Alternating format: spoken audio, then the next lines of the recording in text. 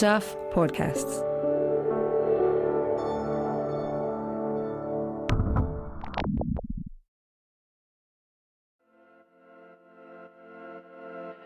Hi, I'm Michael Wright, and this is The Long Read from Stuff, a new podcast that showcases our best long-form writing. This episode's story is called Bunny Boilers by Stuff national correspondent Tony Wall, who joins me now. Hello, Tony. Hi. Bunny Boilers sounds ominous. Things did not end well for the bunny and fatal attraction. What is this story about? Yeah, well, it's about skullduggery in the rabbit breeding community of New Zealand.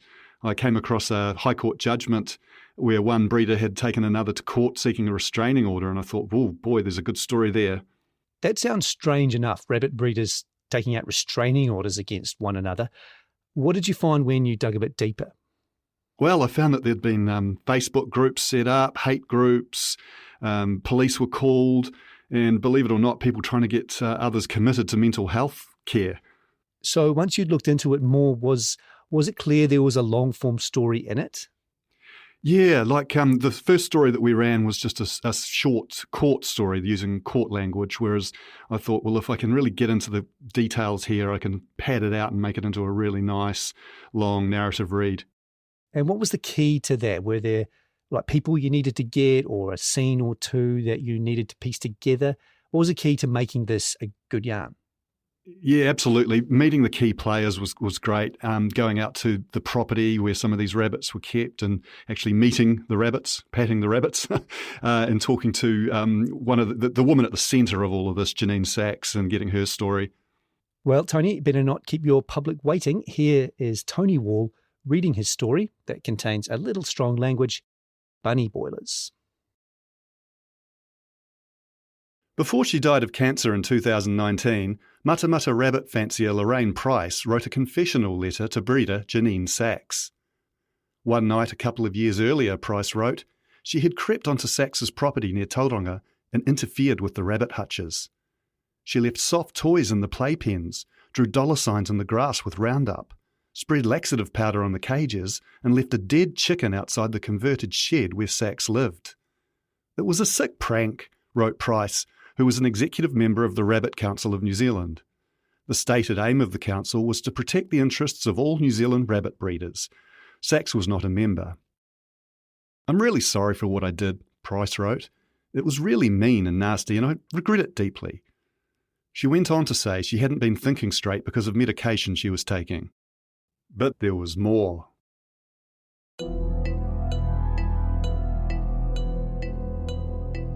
Have you, in the last 12 months, had rabbits die from RCD? Price asked Sachs.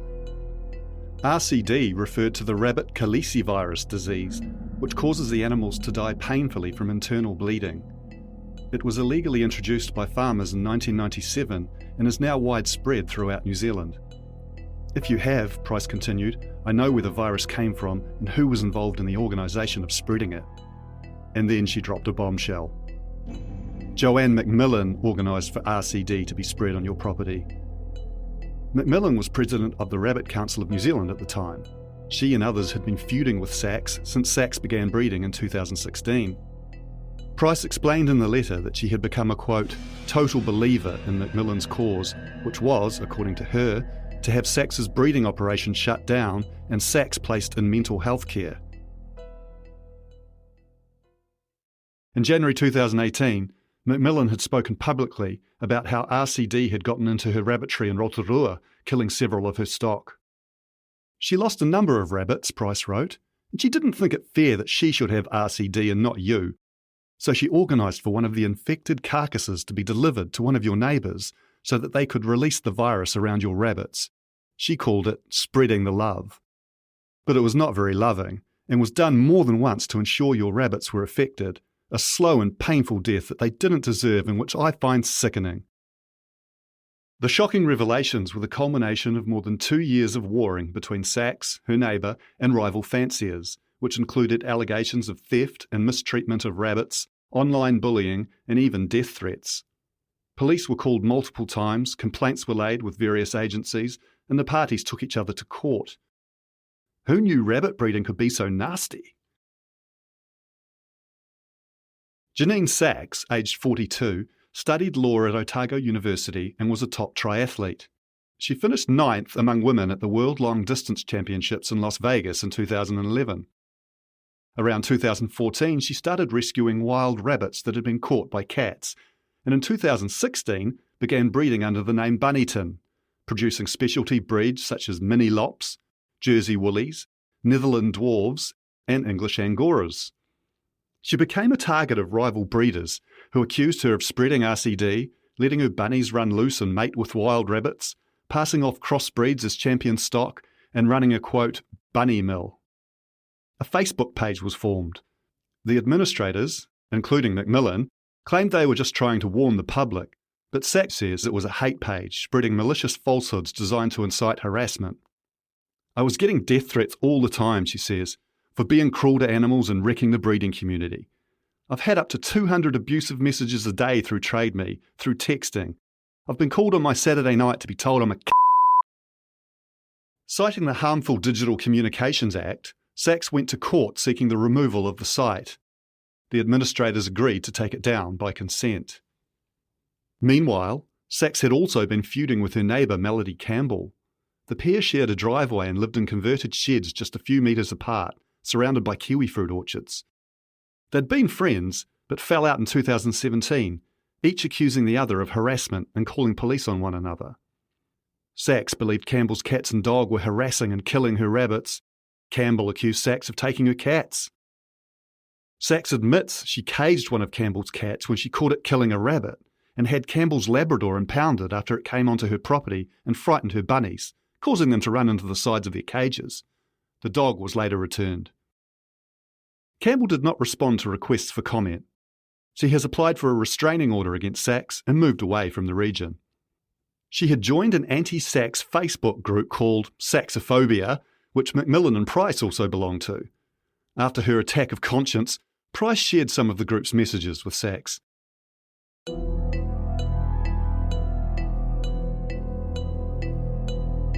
They showed the woman talking about, quote, keeping the pressure on. They'd been in touch with police and mental health services. One post, referring to Sachs, began, "She hasn't quite yet reached the stage that they can come and take her away, but it's getting close. We need to keep in contact with all the authorities. So it seems that we need to keep the pressure cooker on as she's about to blow." The group also began plotting Price's nighttime raid. Macmillan suggested she write troll in the grass with Roundup. Price's plan was to cruise up the driveway with her lights off. "Just need to check if there are cameras there," she wrote on the page, "or gate alarms or electric fences. Fuck, I hate those things." When Sachs discovered the vandalism the following morning, in November 2017, she called police saying she feared for her safety. But it wasn't until January 2019, when Price went into the Matamata police station and confessed, that the identity of the offender was revealed. Police later wrote to Sachs saying Price was very much sorry for her actions and hadn't been charged. "I have warned her for being unlawfully on your property and a warning has been entered against her name," the officer wrote. "I haven't trespassed her at this time as I believe her when she says she will not return uninvited to your home." Price died in August 2019.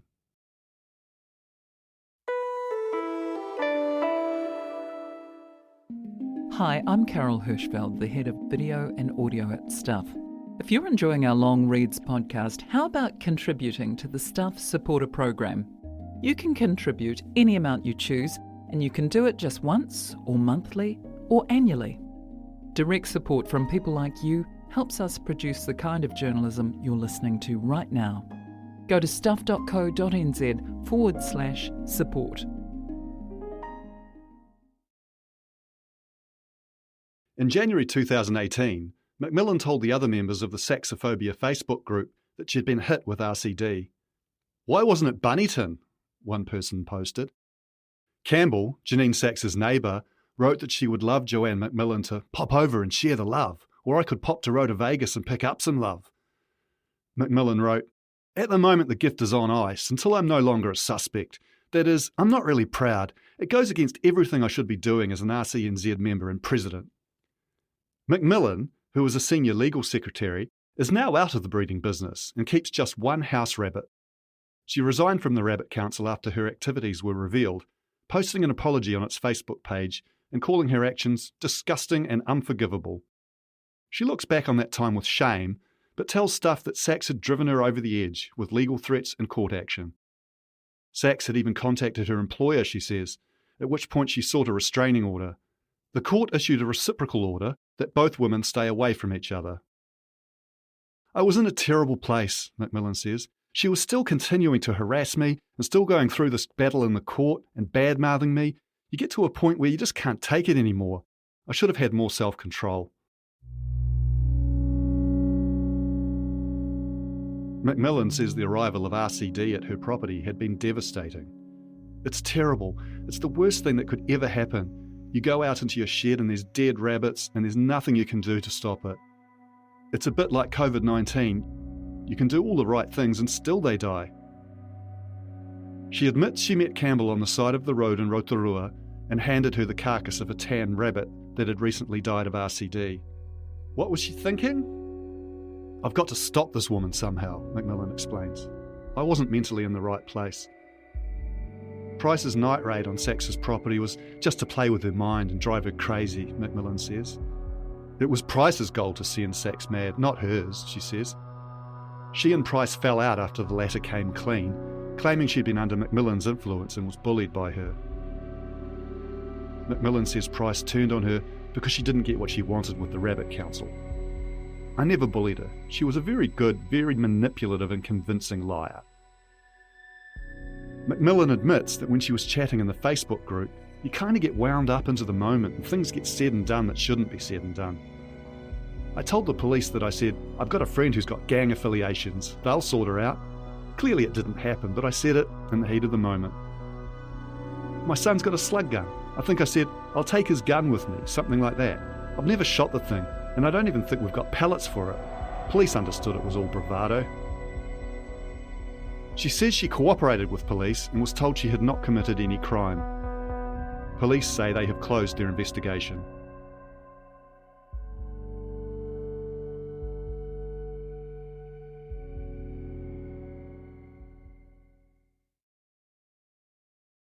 Despite the women saying on Facebook that the love has been shared several times, Macmillan now claims that Campbell didn't actually spread the virus. I was led to believe it was spread, she says, but since talking to Melody, she's assured me it wasn't, and the reason she told me it was because she didn't want to disappoint me. I understand the carcass was put in the freezer and it was thrown away. Sachs doesn't believe that. She says a couple of rabbits died mysteriously around the same time, and tests by Landcare Research, seen by Stuff, came back a few months later, positive for RCD. Sachs says the virus cost her thousands of dollars for sanitising and vaccination.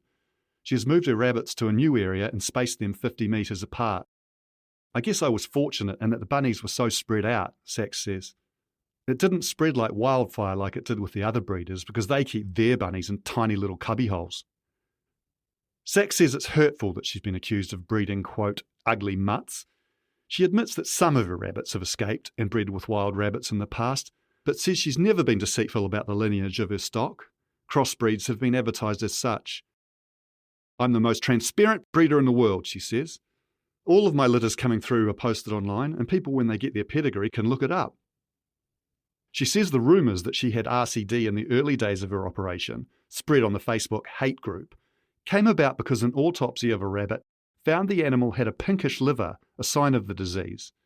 We don't think it did have it in the end, she says, because it didn't spread in the way the Khaleesi virus would. The deaths weren't consistent enough with the virus. She's still waiting on some results, but is hopeful she's now clear of RCD.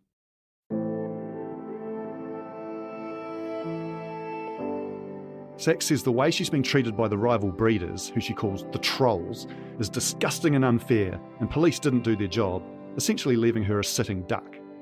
I've done the best that I could against a torrent of harassment. She says her rabbits are her children, and she would never do anything to harm them. Dogs and feral cats continue to attack and kill her animals. Cats are pretty much unstoppable once they get the taste for rabbits, she says.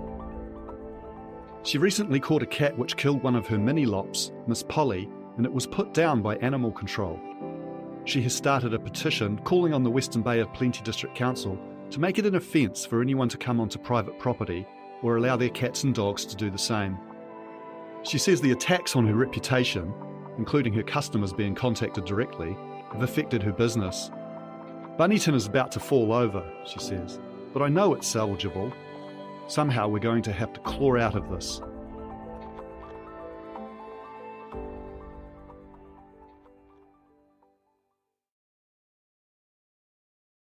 Sarah Freeman, the new president of the Rabbit Council, distanced the council from Macmillan and Price's actions. The council would like it known, she said in a statement, that the alleged actions of the parties concerned were not in any way known, condoned or encouraged by, nor were they acting on behalf of, the Rabbit Council of New Zealand. Any alleged behaviour was conducted privately. Former breeder Ben Ellis of Christchurch, who quit the Rabbit Council to form a rival group, the now defunct National Rabbit Association, says the ludicrous behaviour of the feuding parties has harmed the rabbit breeding industry. Whenever you bring out people who are passionate and competitive anywhere, he says, it's going to bring out the crazy in them. Ellis says the industry has gone downhill in recent years. Because of the small gene pool in New Zealand, the quality of the stock has deteriorated. All our top breeders have been hit by Khaleesi virus. It's just so hard to come back from that. A South Island breeder who goes by the online pseudonym Daisy Taylor to avoid some of the nastiness of the community says she has bought rabbits from Saks and has found her professional. She provides pedigree certificates, Taylor says, and you can actually trace back a minimum of 3 generations with her. Taylor says the online attacks on Saks were appalling. I had one person message me out of the blue and tell me negative things about her. They never have a shred of evidence. They never provide anything. Taylor says it's driven by insecurity and jealousy. Undermining rivals, running smear campaigns. In New Zealand's rabbit breeding world, Taylor says, that's just standard practice.